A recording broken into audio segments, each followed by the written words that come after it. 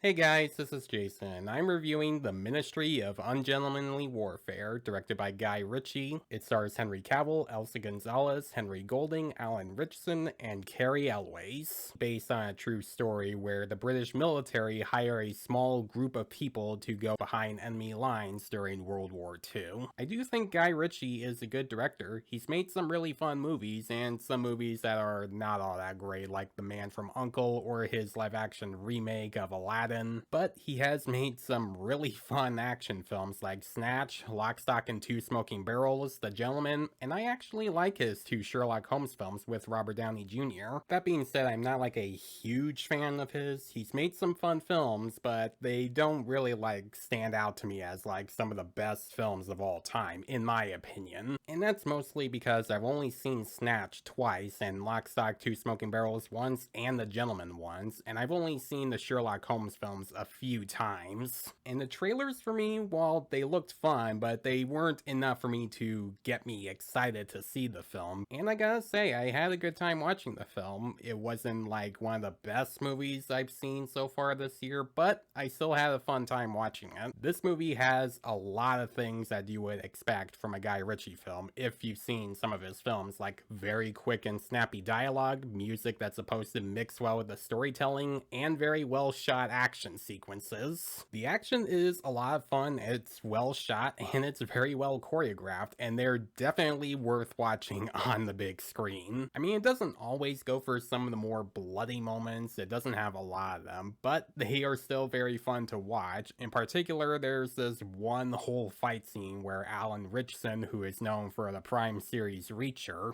with how he uses his action sequences and how he uses a bow and arrow, definitely make a lot of the action feel more fun. This is also very funny. I found myself laughing at a few scenes. In particular, there's this one running gag where a character likes to take someone's coat, and the way they use that definitely adds to some of the more funny moments of the film. The dialogue is also very fast-paced. Characters say things that are very quick and they keep the audience attention, and it doesn't make them feel bored. The acting in the film is fantastic. I liked Henry Cavill in the film quite a bit, where he plays a character that is kind of a jerk, but he plays a more likable jerk, and I thought he did a good job as the character. I even liked Alan Richson in the film as well. Now, I haven't seen the show Reacher, so I don't really have anything to say about that show right now, but after seeing this film, I do think he's a talented actor, and I'm looking forward to seeing what else he does. Henry Golding was also good in the film, Elsa Gonzalez, Cary Elwes, everyone in this film does a great job. They make their characters feel more charismatic and likable. Now, there are a lot of scenes where characters explain some things and set up some scenes that are supposed to build up on some of the action and some of the tension. While some of that can be fun at times, but for me, there were a couple of times where they felt like they were some of the weaker parts of the film, because it does involve a lot of exposition where some of that is necessary. Some of it does make up for some of the fun action sequences, but most of it does end up dragging the film a bit, making some of the dialogue not feel snappy anymore. And since this movie was rated R, I was kind of expecting a bit more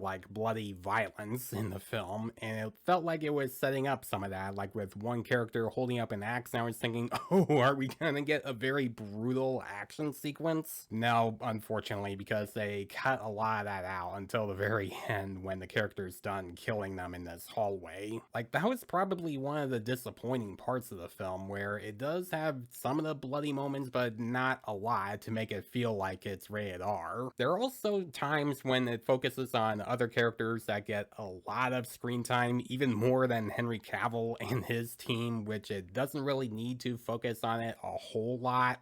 For one, there's this one subplot involving Elsa Gonzalez and her partner trying to deal with this guy that has done horrible things to people around him, and I feel like this movie should have had less of that, because the film felt like it was focusing more on that subplot and less on the main story with Henry Cavill and his team. Speaking of this guy that Gonzalez and her partner are trying to stop, you don't really get to learn much about him. He felt underdeveloped, where you learn that he's done terrible things in his life and you don't really know why, and you don't really see him do much of that terrible stuff stuff after that's explained. Besides that little exposition where you learn how terrible he is, you don't really get to see him do much terrible stuff. You get some parts here and there, but not a whole lot. Now, for me, this film is not quite as good as another film that takes place during World War II, Inglourious Basterds, directed by Quentin Tarantino, because while even though that film also focused on other characters that aren't a part of Brad Pitt's team, and those characters get a little more screen time than those people, but the way Tarantino does it, it makes sense for the main story, and it ties the whole thing together with both those side characters and Brad Pitt's team going against Christoph Waltz's character and making it feel like it's one cohesive story. This film doesn't have that world. Sure, you do get to see those two subplots tie in together at one point, but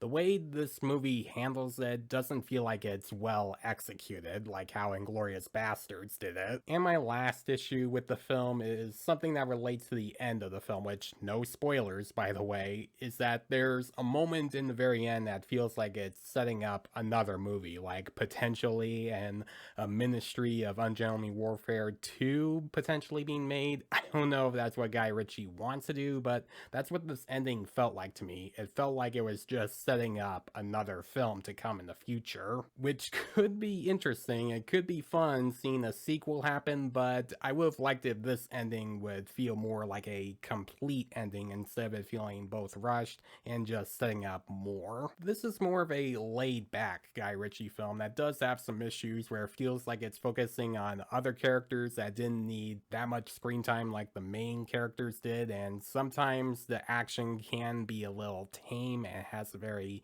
lackluster villain and there's a little too much exposition, but it does make up for that with really fun and engaging action sequences, actors that give very charismatic and likable performances to their characters, and it's got some very fast paced and quick dialogue. While this isn't one of Guy Ritchie's best films in recent years, but it's definitely not one of his worst, and I do recommend seeing the film in the theater. I do think it's a very fun time. I'm gonna give The Ministry of Ungentlemanly Warfare a B. So guys, if you have seen this film, what did you think about it? Did you think it's a really fun action film, or were you thinking it should have been better? Let me know in the comments below. Also, let me know, what is your favorite Guy Ritchie film? Let me also know that in the comments below. And as always, if you like this video, please leave a like and subscribe to my channel so you don't miss a thing, because it helps my channel grow. Watch more of my videos because they also help my channel grow. Hit the notification bell so you know what other videos I'm posting. Follow me on Facebook and Instagram. Thanks for watching guys, and I'll see you in the next one.